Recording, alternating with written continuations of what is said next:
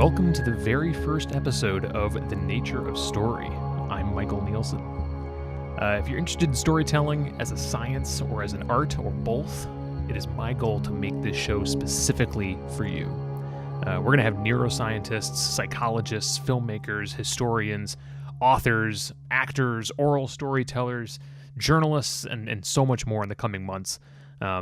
Just know that it's my intention to have, a new episode to you at least once a week, because I've already got a backlog of like 7 to 8 episodes or interviews that I've done over the last month. So this could happen a lot more frequently, and maybe have a few dry spells as well. But there's a ton to get to.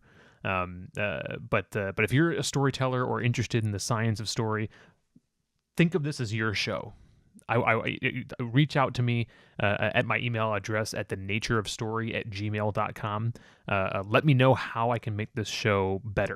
Let me know how I can make it more attuned to what you're interested in the field of storytelling. There's a ton of podcasts and a ton of content out there that is about story, but it's for a niche part of story. There's brand storytelling podcasts. There's a lot of film podcasts. I have another one with Real Fanatics. There's a ton of these out there. There's oral storytelling podcasts that are true stories, which are fantastic, like Radiolab and a bunch of the stuff that This American Life does. Michael with this is something else that I didn't see, which was a much wider ranged, much bigger vision approach on what storytelling is and the place that it has in our lives. And I thought the most convenient way to kind of explore that for an extended period of time and put out lots and lots of content on it was to make it an interview show. So bringing on experts that know way more about this than I do and bringing their expertise to you. We've got a ton of great people lined up. Annette Simmons is the first one today, which is fantastic. But we've also, talked to Dr. Paul Zak. We've talked to Kendall Haven, who's the author of Storyproof, which is one of the best books on the science behind story that you can find. We've got, filmmakers like Kirby Ferguson, who did Everything as a Remix.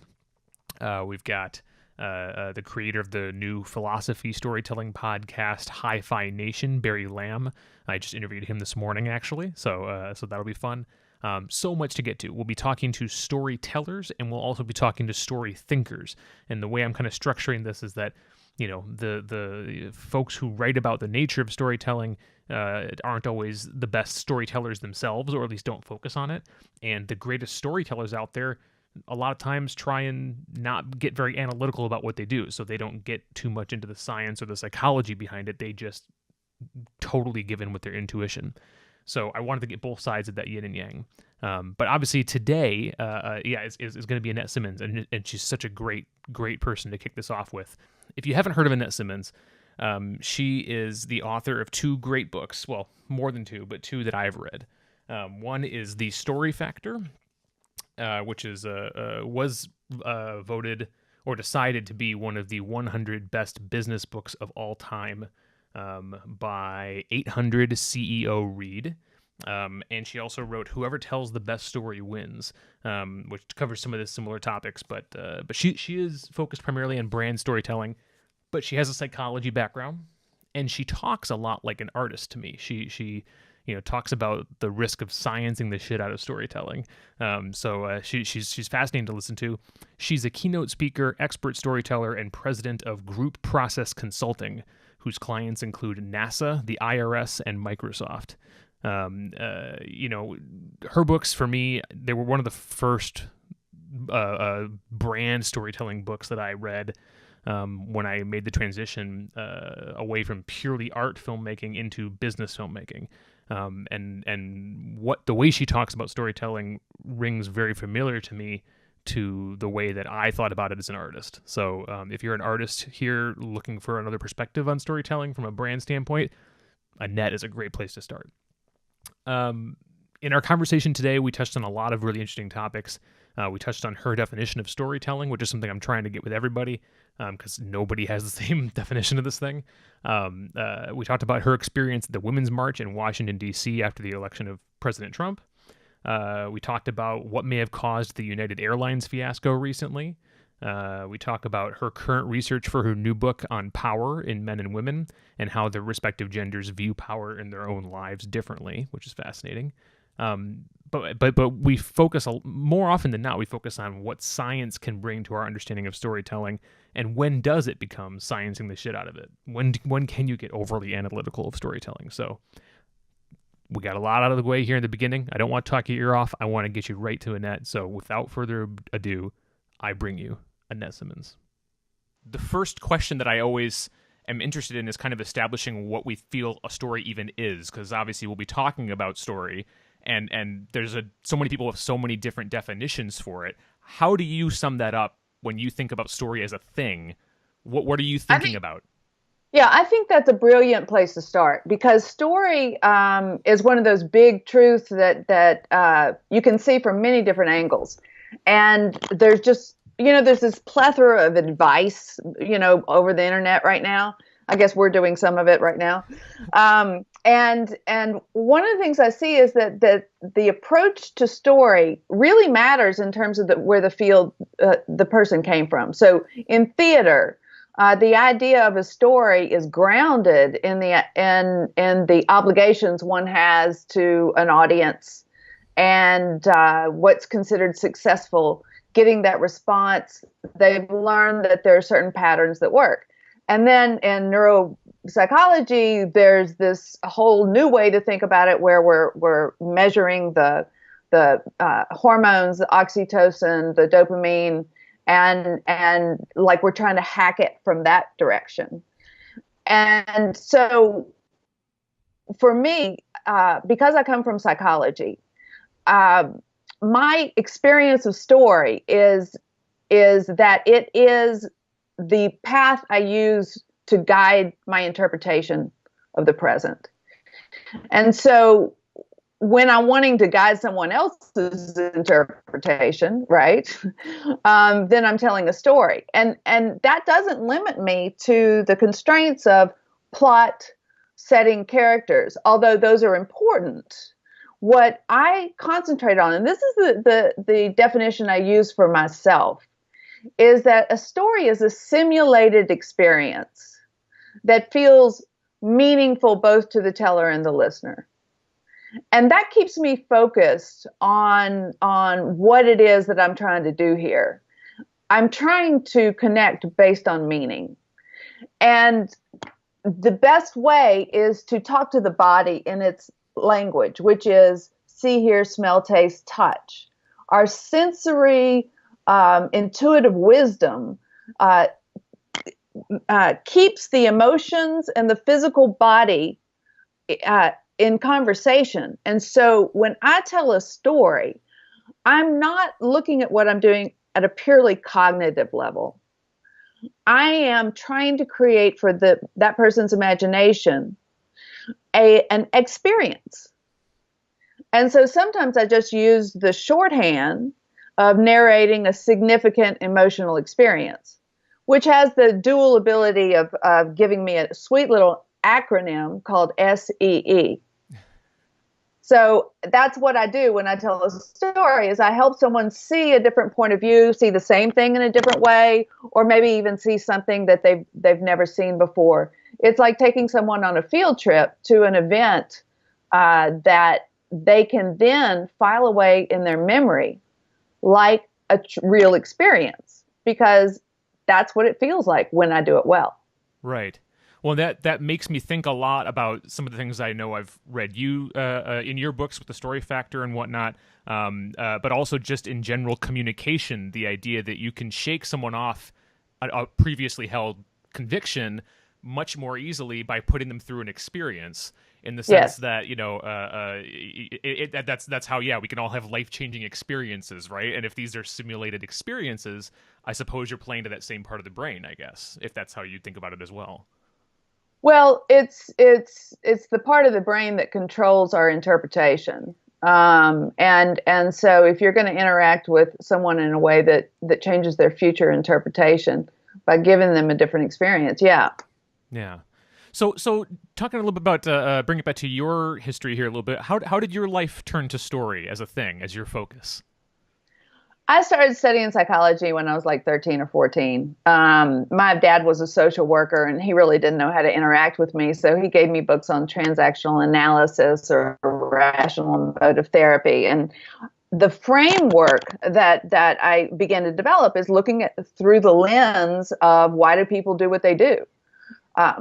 And so in trying to figure that out, I wanted to study psychology. And my dad was like, nah, you don't want to listen to people's problems.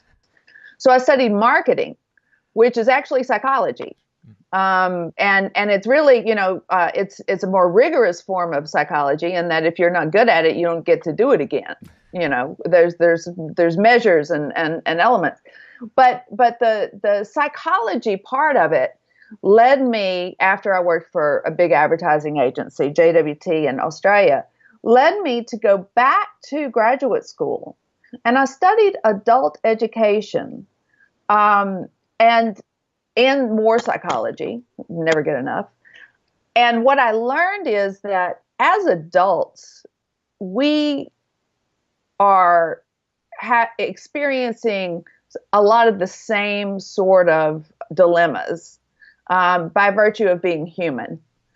And the connections that humans have are really the bandwidth of the wisdom and so it just seemed like that there was wisdom being lost when we stopped telling stories. And we haven't been telling that many stories. And it turned out that stories were the best way I could get people to feel empathy, to reconnect, to listen to each other, all of these things that my probably little child mind thinks are good.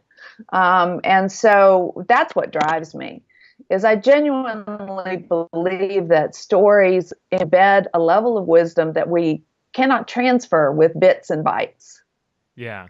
Well, and you seem to be echoing a little bit there some of the things I've heard Joseph Campbell speak about in history as well, the idea of him feeling like as soon as a culture loses its mythology, it loses its wisdom and things of this nature.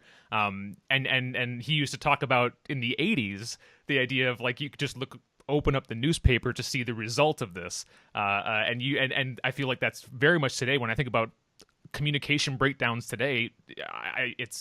Story seems like some kind of antidote in some way, but it's hard to kind of navigate a little bit sometimes trying to break. As long as we don't try to science the shit out of it. Right. Story is embedded with wisdom that embrace paradox, the dilemma of being human. And we can get academic about it. We can talk about culture, and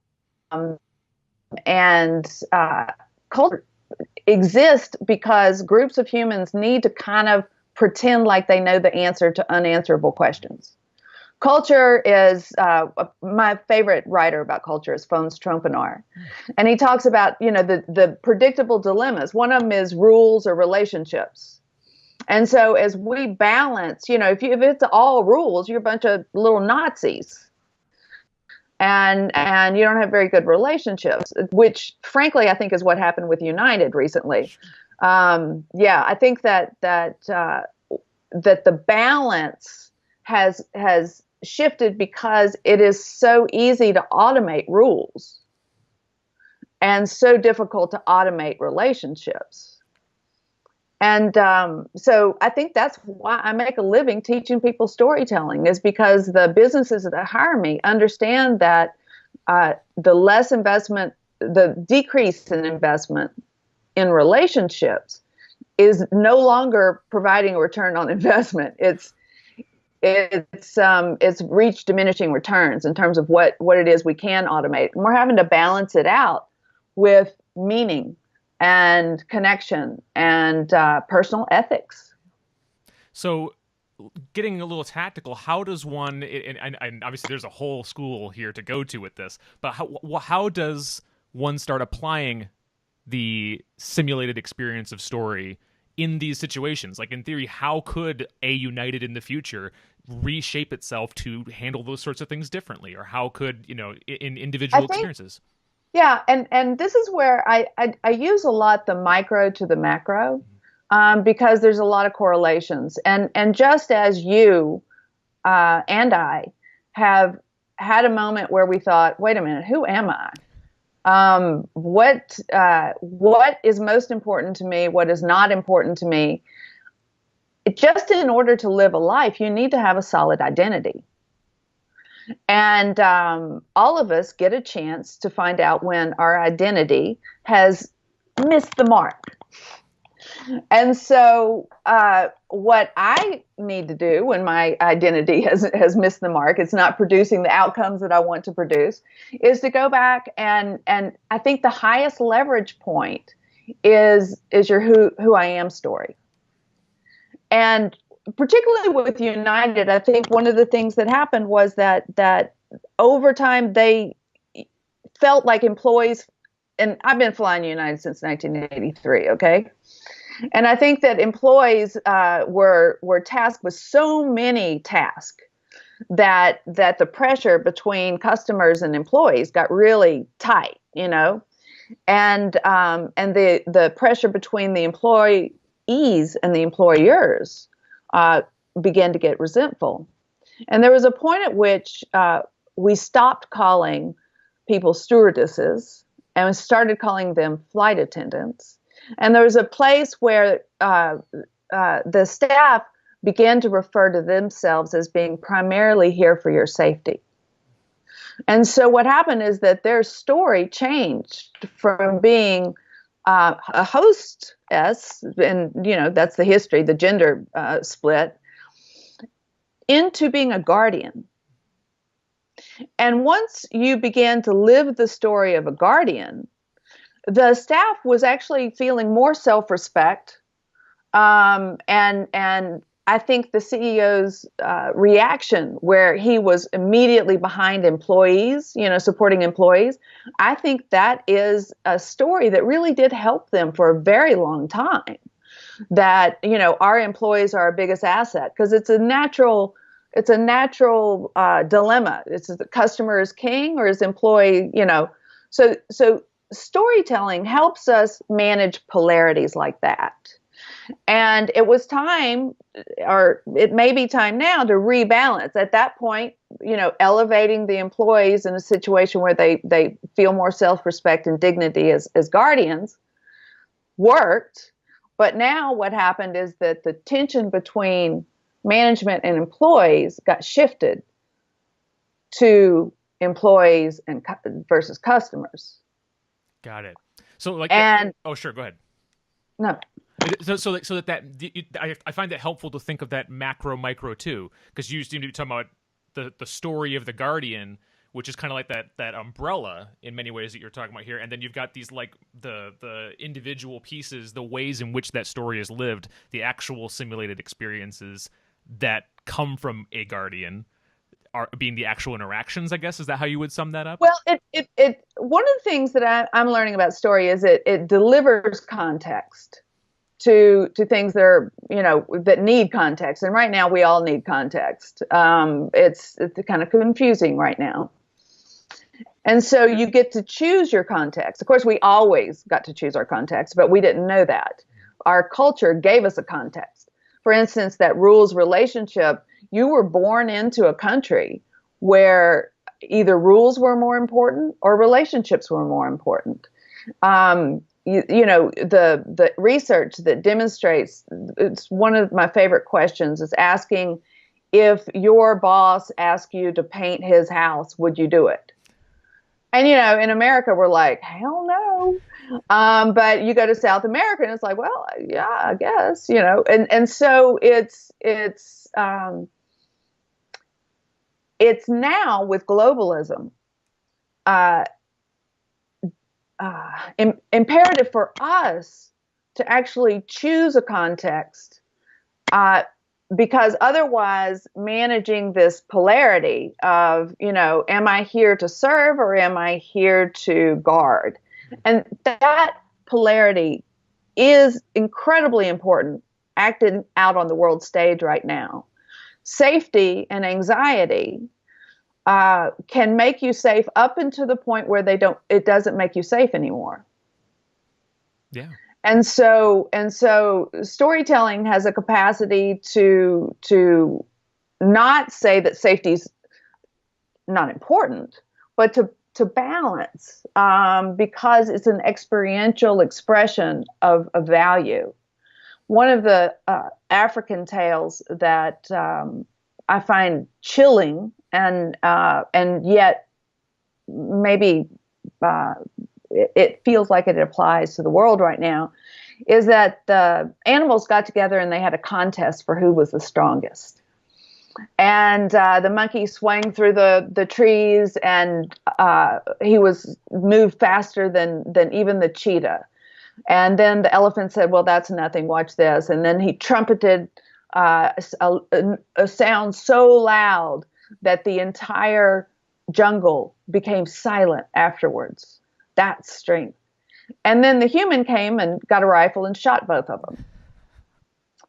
And so the story is that human, did not understand the difference between strength and death. And one of the paradigms going around is that business is a game.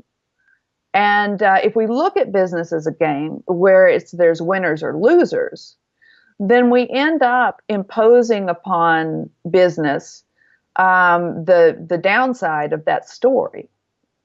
Yeah. And I think that I'm looking at stories that explain different points of view, so that this winner-loser model is better balanced. So we get some sustainability. Yeah, and I think we're thinking of the same thing there. How do you describe that kind of where we are in communication? Because we seem to be kind of both talking about it and how to solve it, maybe. But when I think about it, I think of how often individual conversations and those macro conversations in society feel like we're just talking past one another, and we're not actually addressing the individual or the audience we're trying to hit. And we're not actually, our goal is not to influence them. Our goal is to somehow express what we're feeling or express what we want to say. Do you feel that that's as more epidemic now than it has been, or how would you describe that, or do you see anything like that? Well, I think that and I can't remember who said it, but he said that if we accept inadequate substitutes, we become inadequate substitutes. And so, to a certain extent, we've been sold a bill of goods that technology is going to solve all our problems, because it's not, because we're human beings, and our problems are not due to the technology that we have. It's due to the fact that we don't get along well together, and we don't share very well together, and so. And while I'm not a communist, and I don't think that we ought to all sit down and share, I do acknowledge that this is a polarity, and you can exploit resources as long as you don't over harvest and over farm.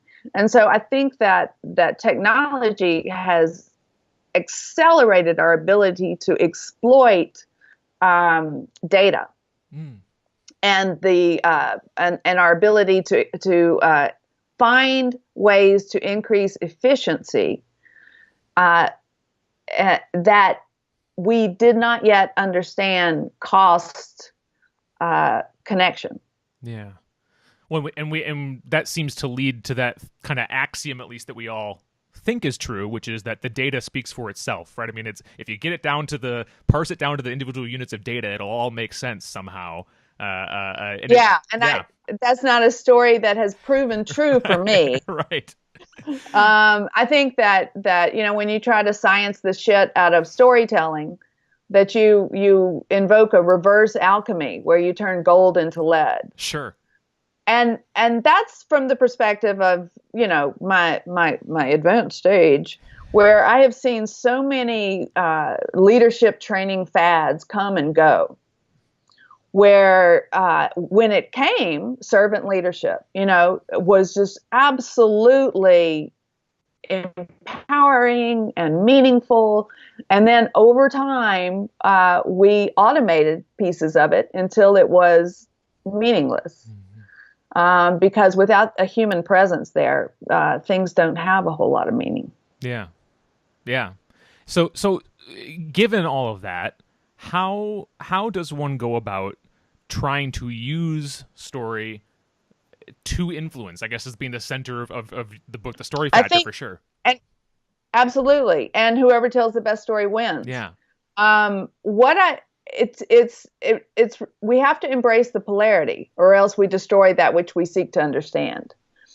And so one of the hard lines that I have been punished for, and now I am no longer punished for, is that I always start with the who I am story when I'm teaching. And in the early days, everybody was like, well, we just want to get the company story straight. And my point is that if you don't understand story at a personal level, then I can't help you use story at a macro level that's going to feel personal, because that's what you want the story to do, is feel personal. You want it to be personally significant for your readers or listeners or whatever. And so I truly believe that approaching story as a two-way street will safely deliver you to a place where you are an influential storyteller. Understanding how story impacts me is the primary way that I have been able to interpret how story impacts others. And when I keep it tethered to something that's meaningful for me, then that's my safety net.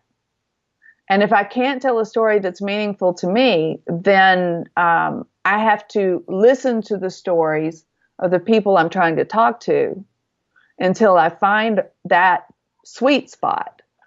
And the sweet spot will inevitably be one of those dilemmas.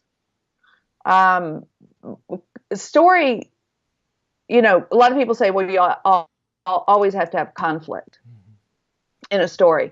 And so in one of my presentations, I use Coke as the example because, oh my God, they're great storytellers. And so happiness, is what they're selling, but you can't sell happiness unless you compare it with something. And so they've done things like put fresh sod in the shape of a giant Coke bottle onto concrete downtown Atlanta and invite people to come. And if they take their shoes off in the grass, then they get a free Coke. And that's storytelling right there. But unless you find the balance, the contrast between what you're going for and what is against it, then you don't have a story. Yeah. I love that idea of story being basically the language you use to embrace that duality in our minds, or dilemma, or conflicting, however we say it. We speak to it. It's like, otherwise it goes untended, and it's kind of like, suffering all alone. One of the things I know about being a human is that it feels good to know you're not alone. Yeah. And story delivers that when it touches, in me, that dilemma that's the same as your dilemma. Right. And so a lot of data is actually designed to separate and segment us into little groups. And so the idea that you need to analyze your audience is a good idea, and yet it can be a bad idea. Because when you analyze your audience, you separate yourself from them, and you separate them from other people. And so I think it's just so much more valuable to find out what's the same in us. Sure. And focus our stories there. So how do you find, that's fascinating, so how do you find what's the same in us? If you say the who I am story, how do you find that which connects with your audience, be it as a filmmaker making films for an audience, or as a brand speaking to your customers or whatever, how do you find that and avoid it devolving into just purely selfish self-expression without ever actually reaching them? You know what I mean? Well, if and this is where I just love agile, the theories of agile, and it starts with empathy. Are you familiar with the design thinking? Oh, I've heard of it, but Design, not, yeah. yeah, no, you will love this stuff. The UX people and design thinkers have given us a methodology for doing exactly what you just asked. Okay. And so there's you have to learn about your customer, which is basically you're hearing stories. Because so right there we've cut off the narcissistic, self-involvement issue. We're listening to stories, and then we come up with a few theories about what the patterns are. And so I believe, certainly with this kind of storytelling I do, I'm looking for patterns that are basic human dilemmas. And there are a finite number of human dilemmas. It's, every single one of us has been betrayed. Mm-hmm. Every single one of us has been forgiven. Every single one of us has wondered whether we're idiots. Every single one of us has at some point thought, oh my God, I'm the smartest person in the world. Just for a second. Right. And so when we narrow it down to those patterns, then we can the next step is to make it tangible. And so with products, you're actually designing a service or a website that serves that need that you've discovered that you both have.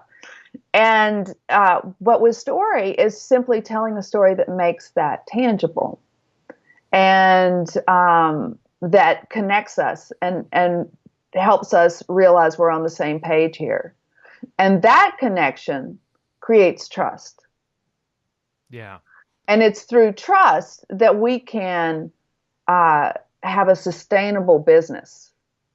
Because without it, we would have to have access to this thing called obedience. Yeah.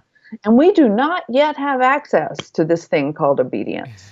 Maybe for machines, but not for people. And so treating people like people is the cutting edge right now. Yeah. So you'd be creating those simulated experiences that result in basically that place you see them as being that pattern, or that like if you find that you found the pattern in your audience is one of those human experiences, or those human connecting things that transcend all of us, you try to then create stories that then kind of result in that for them. Is that how you kind of reverse engineer it? No, actually it's more organic than that. Okay. You very likely, at least from my personal experience, very likely during the first phase, I will find the story just simply by listening to people. I'm working on a book about women in power right now. And so I ask women to tell me about the last time they felt powerful. And it's really interesting because women tell a different story than men. And now I'm going to have to include men in the research and redo it. But one of it's for instance, a lot of the women would tell stories about I helped someone and I saw them flourish. That's when I felt powerful. And then I'll get a male story that tends to be, everybody else lost their composure around me and I was able to stay cool and collected. Well, those are different, sort of activities. And I think in the same way that we have chick flicks and guy movies, that I'm beginning to understand that we just enjoy different activities. And so if we're going to do a better job of combining men and women in productive relationships in politics or in business, then these are the stories that we need to share with each other. And it builds understanding. And so if you notice, I never had to create a story. Mm-hmm. right? It's about finding the stories and then comparing your own stories. I use literature, mythology, there's stories all over the place. And even with Coke, you look at it, they're not inventing stories. Right. I think the most important stories are the big T stories, with big T truths that were true before you and I were born, and they're going to be true long after we're gone. And I think that people are craving a connection to big T truth right now. We're so inundated with all this little T truth, with all this data. It doesn't give us a pattern that helps us feel like we know what's going on. And we need that.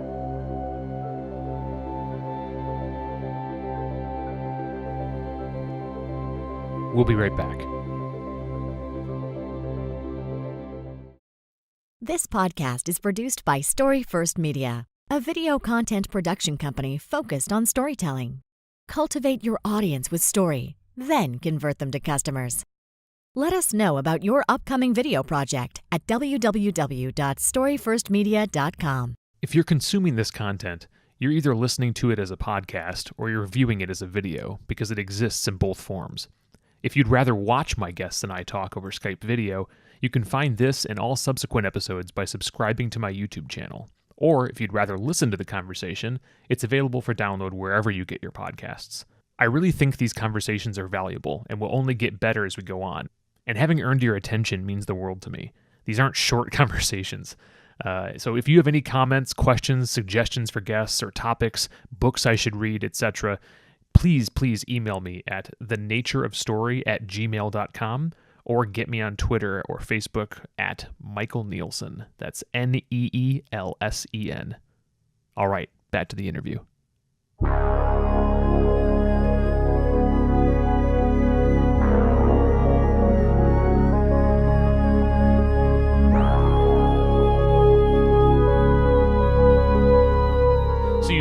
So when you're talking about that big T truth, you're talking about, then it's not that you tell stories in micro sense that result in that. It's more about the idea of once you understand that big T truth, you then know how to speak to that big T truth, or you know how to access it in that way, the way that Coke did. And it's a product of how you see your communication. If you look at storytelling as something you add at the end, mm-hmm. then I don't like your chances. Right.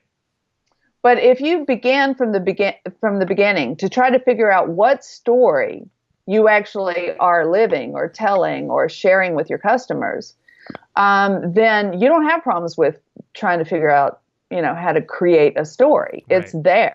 The stories are always there. You may not see them yet, but they're there. And the stories of what makes things meaningful will not always work in our favor. Mm-hmm. But they personally, individually, but they always work in favor of the collective good. Yeah. I had this theory that storytelling was the original way we passed down human wisdom throughout centuries and centuries, thousands of years, art and story. And there's embedded in these old stories wisdom that we need right now. You mentioned Joseph Campbell, mm-hmm. and I remember listening to him one time. He was talking about how the origin myths. Mm-hmm. He said, "I used to think that stories were to impart meaning." He said, "But I went back, and it's actually it can be more simple than that. Story is the path." A way to feel truly alive. And you can't feel alive unless there's some sort of dilemma. That's what life is this dilemma. And so he was talking about Adam and Eve and the idea that there's this contrast is where the story is, but it's not necessarily that God threw us out of the garden. We threw God out of the garden is another interpretation of that story. And that's the art. And the art is really, people like stories that are based in art. Tolstoy said that that the definition of art is when you take an emotion, a feeling, and through either dance steps or paint or words, you can recreate that feeling in someone else. Then that's art. And so the art part of storytelling for me is sending a message of aliveness, humanity, that is then recognized by the listener as, I am not alone. Yeah. And so when we start from that place for our stories, we still make great products. We still use highly efficient methodologies, but our lives are more meaningful, and so our products are more meaningful. Yeah. So I think that's all that. Yeah, that's all beautiful. And taking it a little bit from the idea of communication and maybe ratcheting it up one level of difficulty to trying to I don't know, convince in some ways. The idea of trying to convince someone to come over to your way of thinking in something. How does that change the game if someone? Because I feel a lot of people identify with their ideas, identify with their worldview, and at that point it almost graduates to a belief of some kind. And how do you shake someone off a belief? So this is personally relevant for me right now because I marched in Washington, D.C. in the Women's March. Sure. And writing this book about women in power is basically trying to shake some other people off the belief that has resulted in 90% of C-suite positions being male. So for me personally, it would be easy for me to go tell stories or try to tell stories to people about how they're wrong. Mm-hmm. Or, and then there's the element of you can take a horse to water, but you can't make him drink. And so what I'm doing is I'm investigating the stories that women are telling themselves about power and the stories that men are telling themselves about power, with the idea that we can create a bigger picture that encompasses both, right? Mm-hmm. And so it's that encompassing both that's my answer to your question. It's a profound empathy for our customers and where they're at that results in, I get that too. This is how we're solving it with this product. And so, but if it doesn't come from positive intentions, if it comes from a place of exploitation, I think that the failure is built into the methodology. And I think that's a good thing. Yeah. Yeah. Yeah. One of my favorite quotes from you, actually, from your book, The Story Factor, is the idea of if you tell someone a story who you don't respect, all they'll feel is your disrespect. And I think that's a huge thing folks could stand to learn. Yeah. Yeah. Bless their hearts, CEOs so often are they're in ivory towers and they've felt kind of pummeled by the demands of management and employees, and nobody knows how hard their job is. Mm-hmm. And that's true. I mean, CEO I wouldn't want to be one. Not for a multi-million-dollar company. But a lot of times when I help coach CEOs on finding the story, it's about getting over their desire to protect themselves. Mm-hmm. So it's not disrespect. It's that this protection can actually also be communicated. And so if you tell a story to someone you don't trust, mm-hmm. then all they hear is your distrust. And so helping CEOs find good stories to use for leadership often is a function of what story are you telling yourself about your listeners. And then we start with that story first. And so back to the whole women in power thing, what story are women telling themselves about men? As long as it's an angry story, then that will turn out exactly as you would expect it to. Yeah.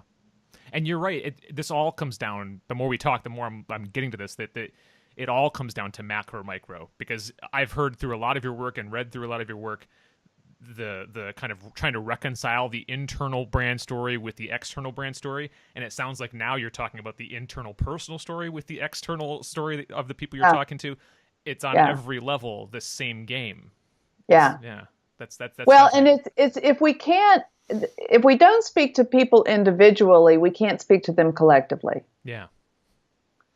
And so these are habits that I impose upon myself to stay in touch with the people I want to communicate with. Yeah. I've actually almost found it just, I'm curious if you have some of these fail safes as well. I've almost thought of it that it's helpful before I try to convince somebody of something else, of my opinion, if we disagree on something, to try and articulate as well as they would their perspective before I even... Yes. Yeah. Which is the I know what you're thinking story. Yeah. Right. Absolutely. That's a wonderful place to start. And to a certain extent, I think that a lot of advertising is built on the I know what you're thinking story. Sure. And maybe even most of it is trying to do that. Yeah. Well, because more often than not, we seem to start from a place of defensive-ness on that idea we identify with, and it disarms people if you can actually convince them almost for a moment that I know exactly how you see this. I get it. And the thing is that's good evidence that you're trustworthy. Sure. And you better be trustworthy, because I think faking that sort of I feel your pain again turns out like you would expect it to. Yeah. And there's no reason to do it just because being authentic is just such an easier way to do business and to live, and it doesn't really cost you anything. Yeah. And it is a safeguard against downstream pushbacks. Yeah. Well, and I've heard you make this point before. You're talking about authenticity, which is something that I try and push as much as I can when I talk about it as well. That you've mentioned that professionalism, thinking about yourself as professional, is actually the first step towards faking things. Like we've somehow. Yeah, and that's kind of like the whole Guardian thing. Right. Is that it's become this persona we put on to protect ourselves. Yeah. And it's out of the best intentions. I mean, I want you to like me. Yeah. I want you to think I'm competent. But frankly, there are aspects of me that are not likable, and there's plenty of stuff that I'm incompetent with. Right. And if I hide that from you, then it's telling you I don't trust you. Mm-hmm. And so vulnerability, Brené Brown has produced a lot of stuff about vulnerability, and it's one of the things that is many big cultures are trying to re-inject into the relationship. And it is scary. Vulnerability is scary.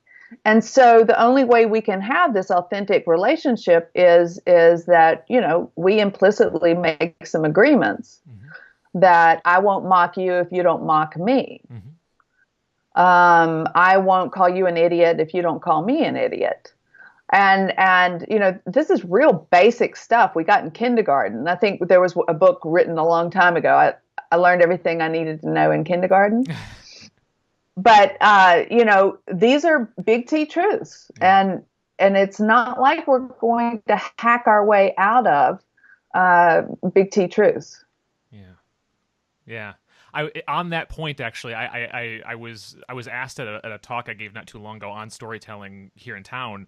I was asked by he was a salesperson, I believe, or at least he was in charge of the sales team at some company, and he asked me, how do I know that the end people I need to convince need numbers. They need data. They need to validate in some way, in a linear, prosaic way, why they're doing what they're doing. And how do I use story to reach them? Do you have? I'm sure you get asked that all the time. And is that? I'm asked it less Okay. now. And there are certain things you can't measure with numbers. Yeah.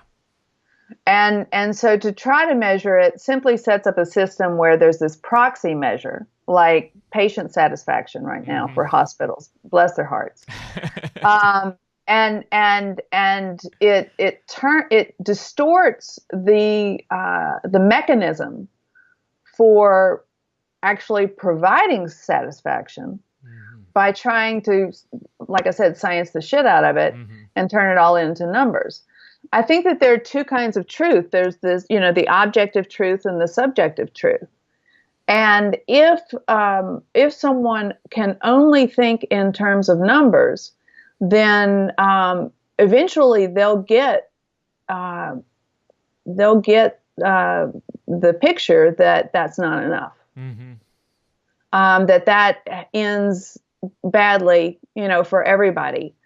And so I'm finding, and I'm not kidding, I am finding that people have begun to realize that you can't measure everything. And so there are aspects of principles that that provide our context that then allows us to make the numbers. What you're talking about, the idea, and I've felt this as a screenwriter and as a filmmaker for a long time, the idea of when I'm doing story, however we define that, when I'm doing the act of storytelling, yes, I can't get analytical about it. What I am finding is that I get a lot of value out of, like, have you read Kendall Haven's book, Story Proof?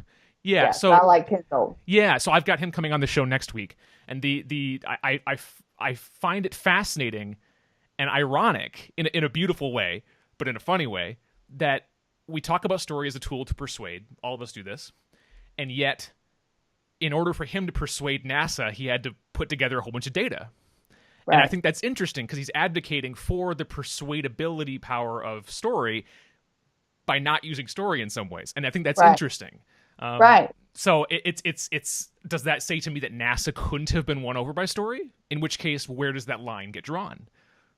Well, and here's the thing is that NASA has been working on story for a really long time. Yeah. And that was one aspect. I've worked with NASA as well, and recently. Oh, cool. A long time ago and recently. So here's the thing. What I'll be interested in is there's this way where you can give advice on the internet that sounds like it should work because it's tidy and it's a nice tight story, and yet it doesn't actually represent what happened or necessarily translate directly into an application. And so with NASA, I love the work they did. I love that there was this investment, but I do believe that it was driven by people who believe in story, that were, in NASA. Yeah.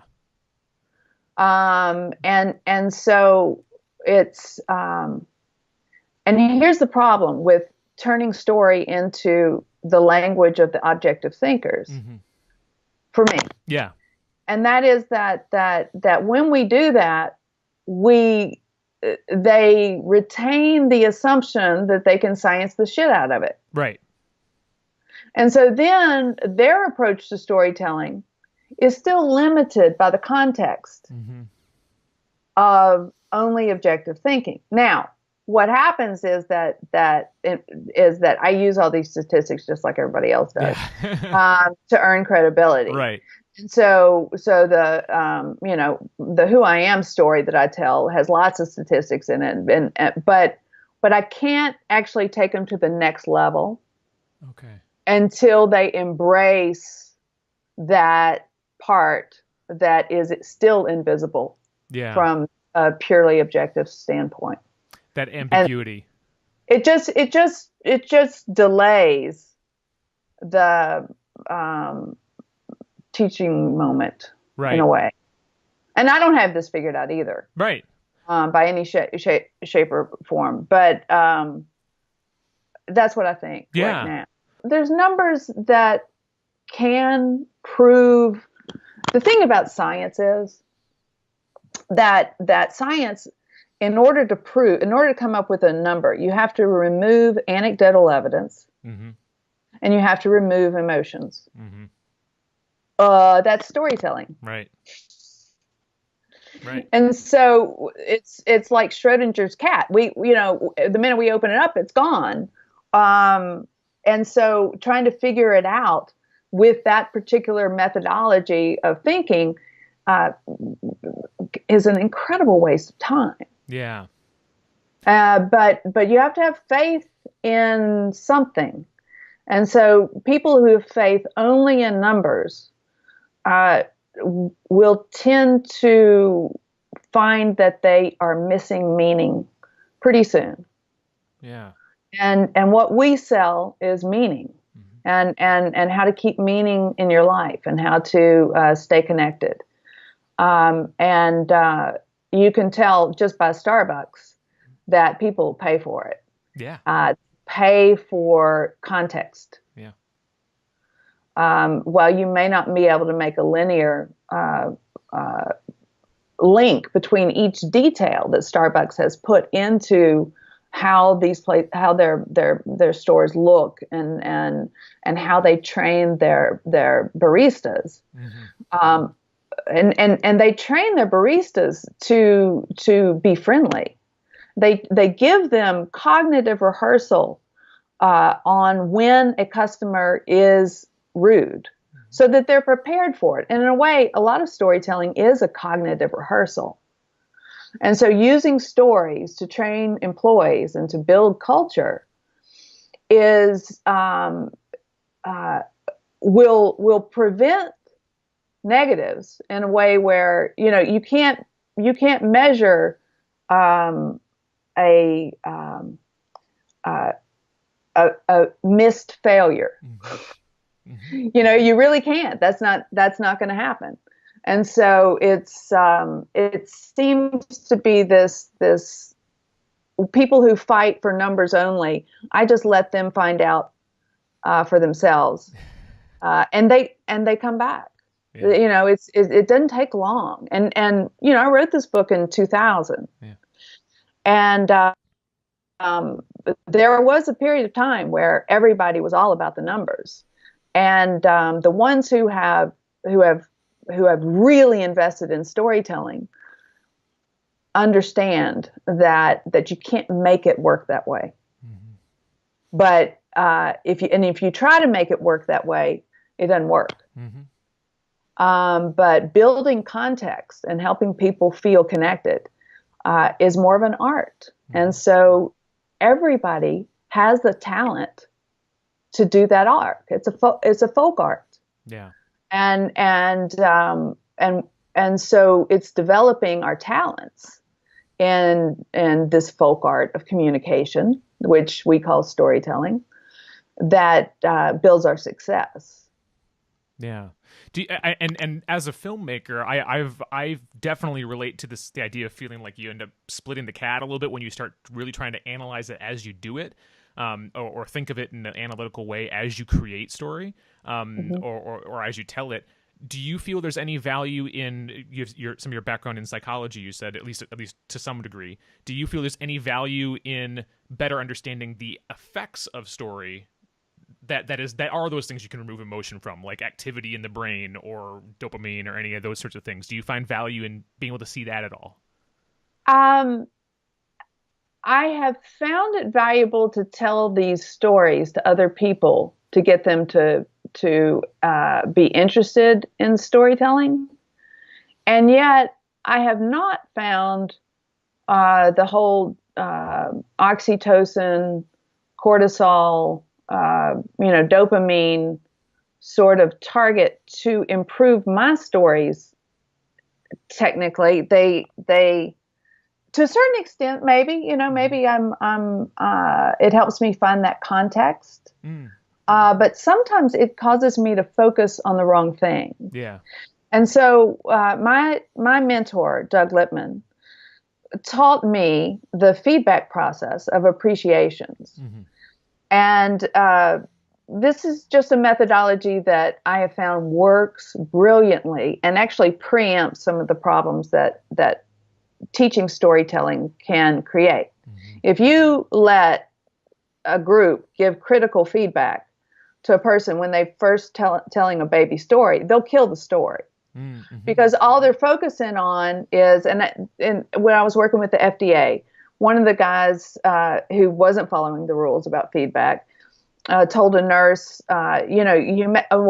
actually told a woman who was telling a story, I'm not sure other people would know that that's a nurse.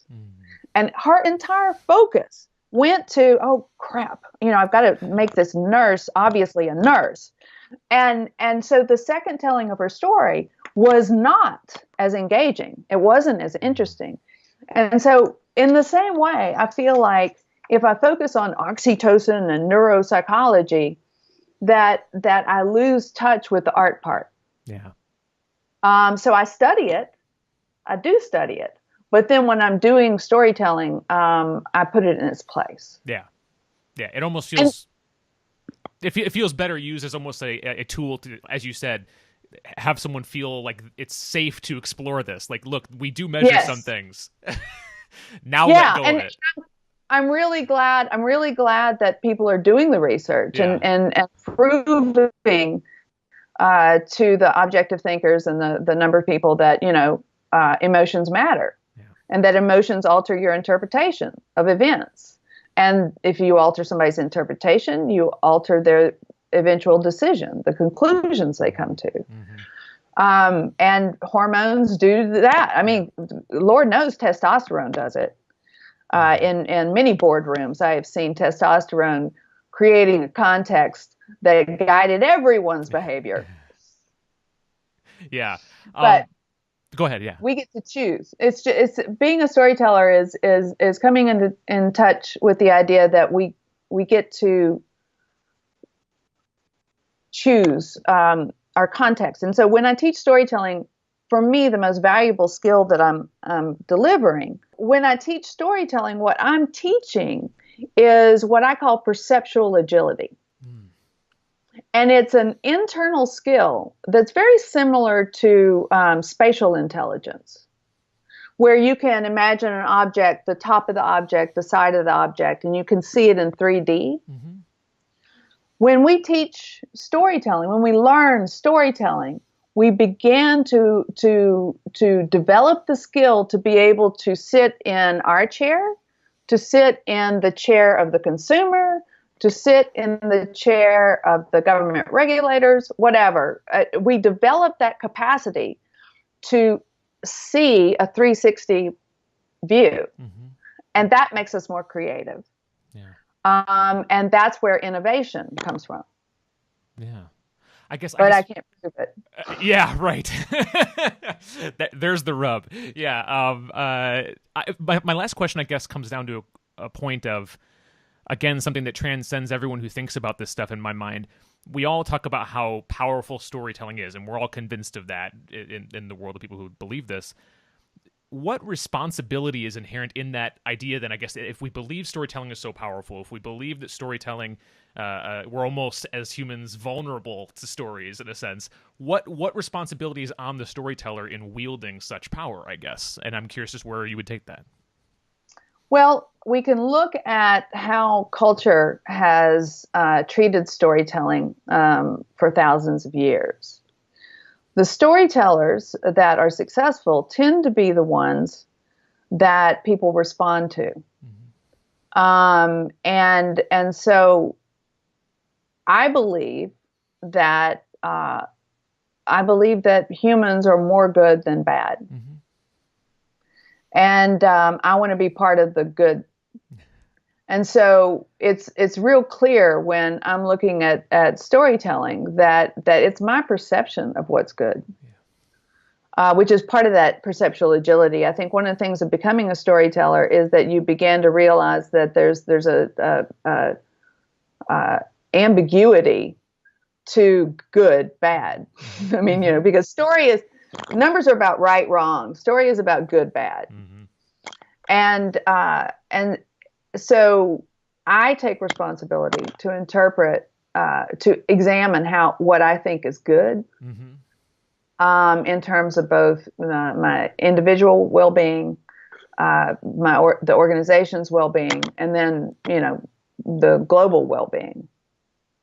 And it just seems like those traditional old school storytellers, the ones that brought the myths, the ones that gave us Persephone and Demeter, and they only survived because they carried big T truths that were valuable and are still valuable for our survival, if currently neglected a bit. I think that's very apt. Yes, exactly. That's a wonderful place to end, I think. Thank you so much, obviously, for your time. And I'd love to have you back at some point. Well, it's been great fun. Thanks.